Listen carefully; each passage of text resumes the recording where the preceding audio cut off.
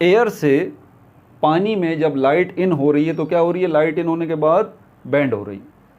अब ये लाइट की जो बेंडिंग होती है इसी को हम क्या कहते हैं, रिफ्रैक्शन कहते हैं। और ये रिफ्रैक्शन की वजह से ही, इस बेंडिंग की वजह से ही क्या हो रहा है कि ये बेंड हुई हुई लाइट जब बाहर निकलती है और आपकी आँख में आती है तो आपको क्या नज़र आता है, आपको ऑब्जेक्ट भी बेंड नज़र आता है, अपनी जगह से हटा हुआ नज़र आता है। अब कायनात में, हमारी यूनिवर्स में क्या लाइट बेंड नहीं हो रही, ग्रेविटी की वजह से, इस वजह से, ग्रेविटी की वजह से लाइट भी बेंड हो रही है। तो इसका रिज़ल्ट क्या निकलेगा, ऑब्वियस सी बात है, आप अपने स्पेस में, कायनात में जहाँ देख रहे होते हैं कि यहाँ पर सूरज है, तो यहाँ पर सूरज नहीं है भाई, सूरज फिर थोड़ा सा साइड में है।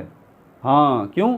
क्योंकि सूरज जो है उसके मास और एनर्जी की वजह से उसके फैब्रिक में, उसके स्पेस टाइम में कर्व बन गया है, और लाइट जब वहाँ से आ रही है तो वो बैंड होके आ रही है, और वही बैंड हुई हुई लाइट आपके पास ज़मीन पर आ रही है, तो लाइट फिर आपकी आंखों में आ रही है। आप सूरज को जहाँ देख रहे हैं वहाँ सूरज नहीं है, वहाँ से थोड़ा सा हट कर है।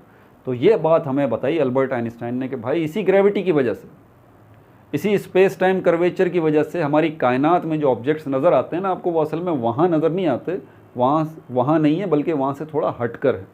तो फिर कहाँ पर हैं भाई? इसके लिए एक टेक्निक यूज़ की गई है जिसको कहा जाता है ग्रेविटेशनल लेंसिंग।